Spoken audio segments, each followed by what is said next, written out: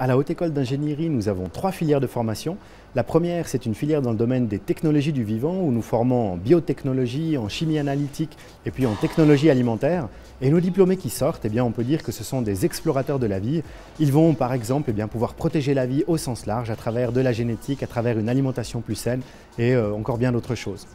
Notre deuxième filière de formation, c'est le domaine des systèmes industriels, où là, les compétences de base, ce sont l'informatique, l'électronique, la mécanique, l'hydraulique, enfin tout ce genre de choses. Et puis eux, ce sont des magiciens des technologies quand ils sortent. Si on réunissait leurs compétences, ils seraient par exemple en capacité de faire un drone complètement de A à Z. Notre dernière filière de formation, c'est le domaine de l'énergie et des techniques environnementales. Et là, nous avons 2 orientations avec la production de nouvelles énergies renouvelables et puis aussi la distribution d'énergie renouvelable, par exemple à travers des smart grids. Et ces gens-là, ils vont nous aider à intégrer toutes ces nouvelles technologies et à moissonner l'énergie renouvelable, ce afin d'avoir une planète qui soit plus durable.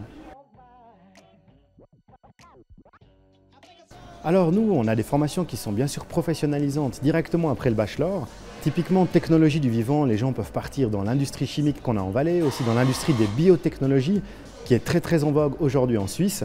On a aussi pour les gens de la technologie alimentaire des grands groupes qu'on connaît, dont le numéro 1 mondial qui est en Suisse, lié à tout ce qui est technologie alimentaire et nourriture saine pour le futur.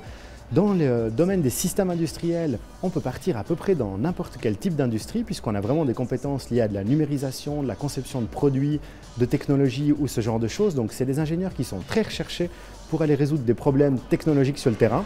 Et enfin, énergie et techniques environnementales, là on va aller par exemple chez des distributeurs d'énergie, chez des fournisseurs d'énergie, dans des collectivités locales aussi pour faire un avenir plus durable pour nos jeunes.